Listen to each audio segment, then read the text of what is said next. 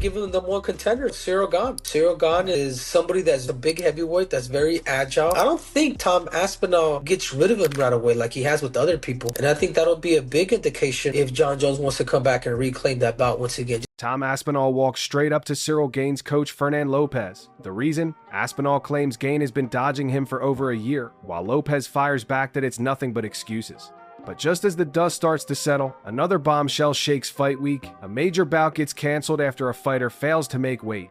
Suddenly, headlines explode, fans demand answers, and rumors swirl about whether UFC Paris is cursed. Was Aspinall simply calling out Gane's team, or did he uncover something much bigger? And with fights collapsing at the last minute, how much chaos can one card handle? Stick around because this story is just getting started. Backstage at UFC 321, right after the press conference wrapped up, the atmosphere was already buzzing with energy. Reporters were still packing their bags, fighters were finishing media obligations, and then, out of nowhere, Tom Aspinall made his move.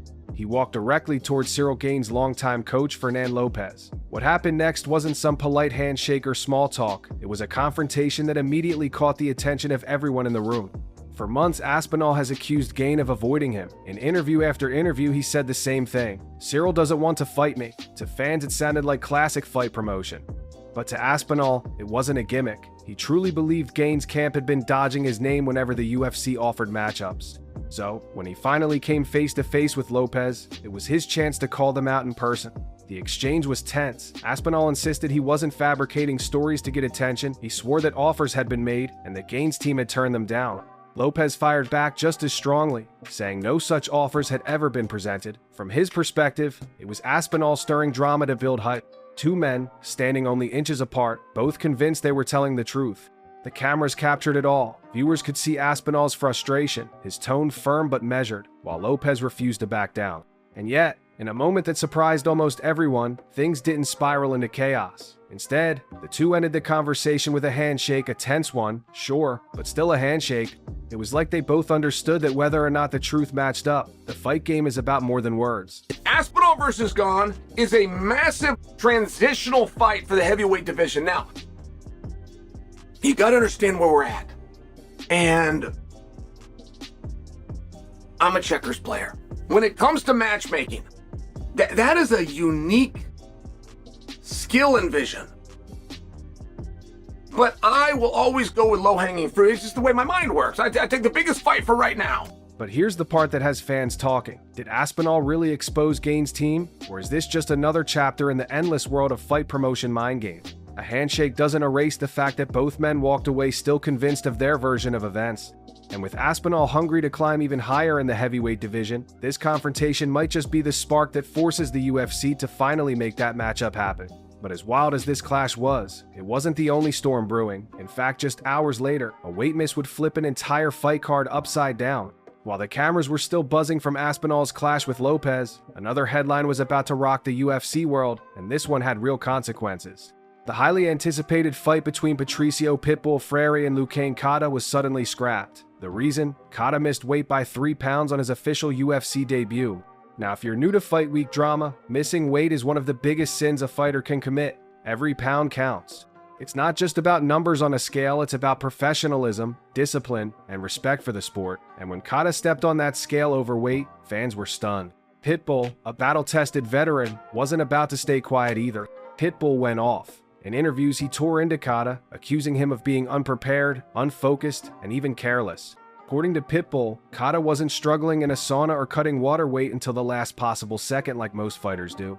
Instead, Pitbull claims Cata was literally eating baby food while time was running out to make weight. To a veteran like Pitbull, that wasn't just unprofessional, it was downright insulting. "I made the weight, I did my part, my opponent didn't," Pitbull snapped, making it clear he had no intention of giving Cata another chance. He emphasized that he traveled across countries, dealt with jet lag, and still hit the number. Meanwhile, Cata had the advantage of being at home, and yet still failed. To Pitbull, that wasn't bad luck, it was a lack of commitment. Ciryl Gane, who's 6'5", 247 pounds, moves like a 170-pounder. He's bouncing like Wonderboy. Completely changed the standard of heavyweight striking. Can Ciryl Gane beat Tom Aspinall? The backlash hit hard. Fans debated online whether Cata should even get another UFC opportunity after fumbling on such a big stage. Some were sympathetic, pointing out that weight cuts are brutal and dangerous. Others argued that if Pitbull could manage it on short notice, Cotto had no excuse. The UFC didn't waste time. With the fight canceled, Pitbull immediately pushed to get on the Rio card next month, demanding a new opponent who, in his words, knows how to make weight. His message was crystal clear. If you want to stand across the cage from him, you better come prepared. But this weight fiasco wasn't the only shocking story making waves. Just as UFC Paris descended into chaos, another announcement dropped, one that nobody could have predicted.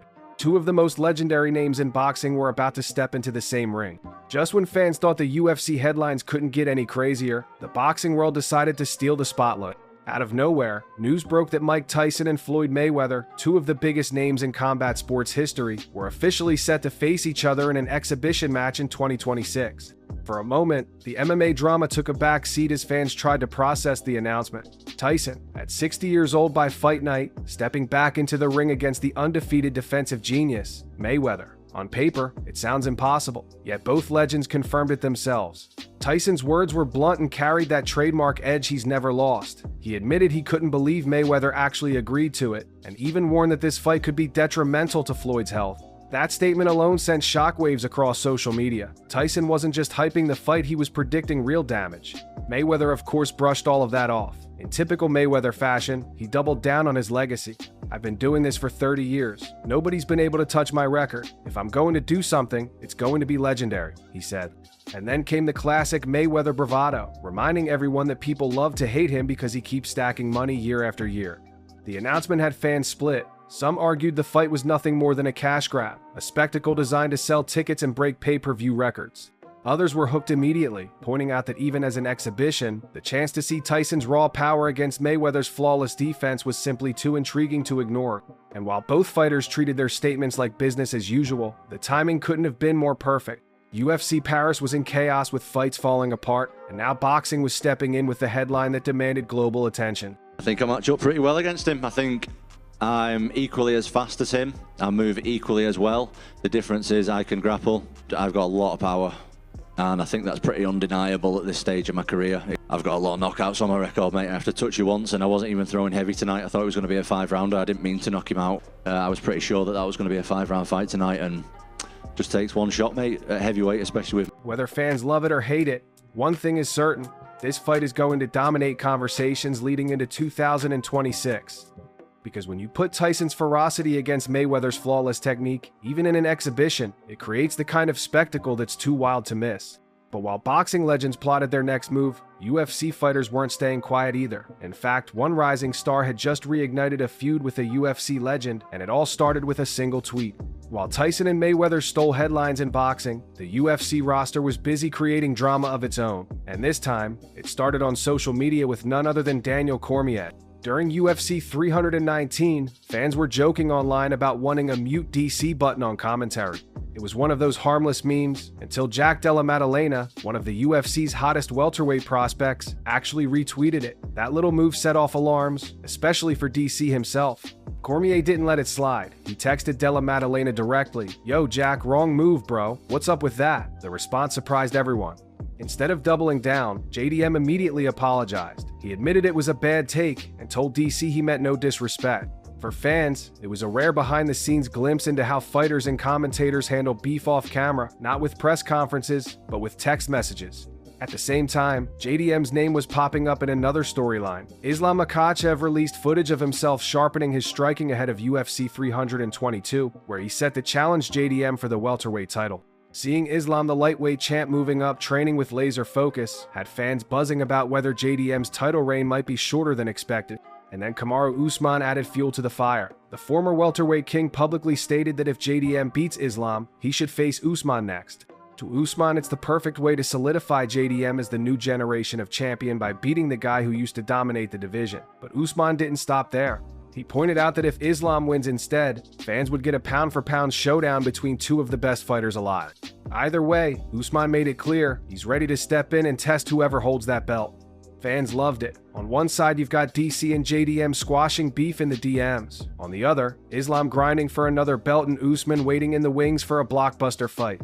It's drama on all levels, personal, professional, and legacy defining. We're back after over a year hiatus. Ciryl finally signed on the dotted line. This is the 4th time we've been matched up together. And now we are matched up for the 25th of October, Abu Dhabi. Me and Ciryl. The 4th attempt is here, and this is Cyryl's 3rd title shot.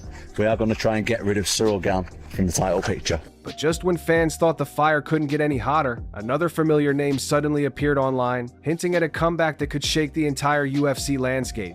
Just when the MMA world thought it had enough storylines, a single Instagram post lit the community on fire. Zabit Magomed Sharapov, the man many believed could have been a UFC champion, suddenly dropped new training footage online. For years, Zabit's absence from the octagon left fans wondering what if. But now, after seeing him hit pads and stretch those long, dangerous limbs, speculation exploded. Is Zabit coming back? The caption was short but powerful. 6 years have passed, and the hands are still stretching. That one line was enough to send hardcore fans into a frenzy.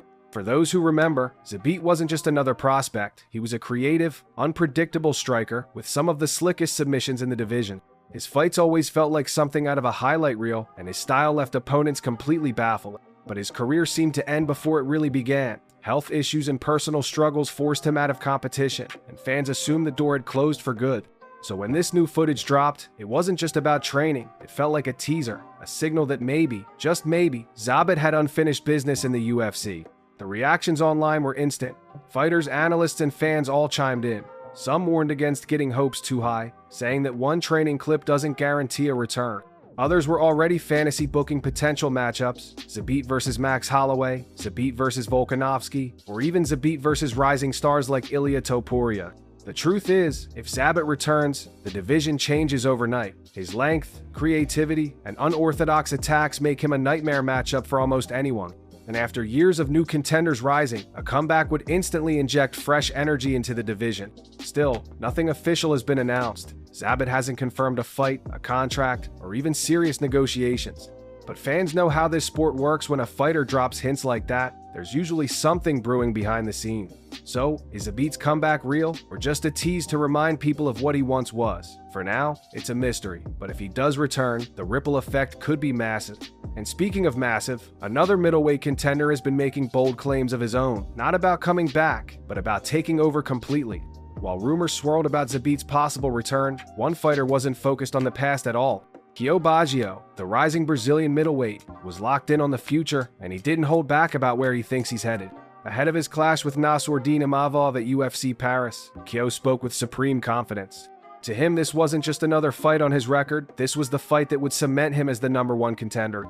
The winner of this fight, he said, is fighting for the title. There's no ifs, ands, or buts about it. Bold words, but if you've followed his rise, you know he backs them up. On a 16-fight win streak, Kio has been tearing through the division with a mix of pressure, grappling, and underrated striking. Every performance so far has been dominant, and he believes Imavov will be no different. He even went as far as saying this fight won't be as competitive as many expect because that's just how wide the gap is between him and the rest of the division. But it wasn't just talk. Kio laid out his mindset clearly. His map to the title ends with Imavov, and once that hurdle is cleared, there will be no debate about who deserves the next title shot. He's been saying since his very first UFC appearance that he'd be champion by the end of 2025, and now he insists everything is lining up to make that prediction a reality. Fans, however, weren't all convinced. Imavov is fast, technical, and has already proven he can compete at the top level. Many believe this fight is far closer than Kio suggests. But that's what makes his confidence so captivating. He's not just planning to win, he's planning to dominate. If he delivers on that promise, Kio's road to the belt becomes undeniable. If not, it could be a humbling moment that slows down the hype train. Either way, the stakes are massive. But while the middleweights battle for their place in history, the heavyweight division is brewing something even bigger. Because Tom Aspinall's clash with Ciryl Gane's coach wasn't just a random heated moment, it might be the key to one of the most anticipated heavyweight showdowns in years. By the time UFC Paris Fight Week wrapped up, one storyline refused to fade: Tom Aspinall versus Ciryl Gane. The backstage confrontation between Aspinall and Gane's coach, Fernand-Lopez, wasn't just a heated exchange, it was the latest chapter in a rivalry that's been simmering for over a year. Aspinall has been vocal, insisting that Gane has repeatedly avoided him. He claims the UFC offered the fight on multiple occasions, including before Manchester and again during the Manchester card. According to Tom, Gane-camp simply said no. For Aspinall, that wasn't just frustrating, it felt like a deliberate dodge. Lopez, however, had a completely different version of the story. From his perspective, the UFC never officially mentioned Aspinall's name when it came to fight offers. To him, Tom's accusations were nothing more than media noise, the kind of narrative fighters sometimes push to stir hype and pressure the promotion. That's what made their face-to-face so fascinating. It wasn't trash talk for the cameras. It was two men standing their ground, each convinced their version of events was the truth. Aspinall calmly explained that he wasn't fabricating anything. He genuinely believed the offers were real. Lopez, equally calm but firm, pushed back that his fighter never dodged anyone. And then came the handshake. To outsiders, it looked like the tension fizzled, but fans know better. A handshake doesn't erase months of frustration, and it certainly doesn't solve the unanswered question. Did Gane's team really turn down those fights?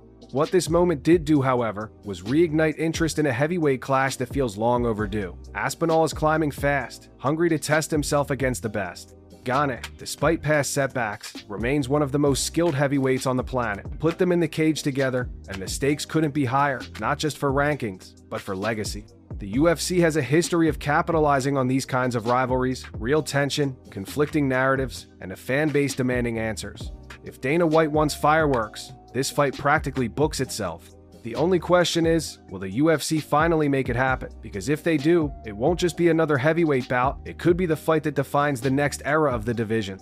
When you step back and look at the week as a whole, it almost feels unreal. Tom Aspinall confronting Ciryl Gane's coach backstage, a major fight canceled in Paris after a weight miss, legends like Tyson and Mayweather shocking the world with a 2026 exhibition, rising stars like Kyo Baggio making bold promises, while rumors swirl about a possible Zabit comeback. Everywhere you turn, the fight world is bursting with drama, surprises, and storylines that keep fans hooked. But here's the truth. This is what makes combat sports so addictive. It's not just about what happens inside the cage or the ring.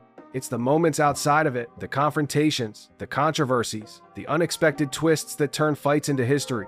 And if this week proved anything, it's that the story of Tom Aspinall versus Ciryl Gane might just be the next big chapter. So what do you think? Will Aspinall finally get his fight with Gane, or will this rivalry stay unresolved? Drop your thoughts in the comment. And if you want more daily breakdowns of MMA news, controversies, and behind-the-scenes drama, make sure you hit subscribe and turn on notifications so you never miss a moment.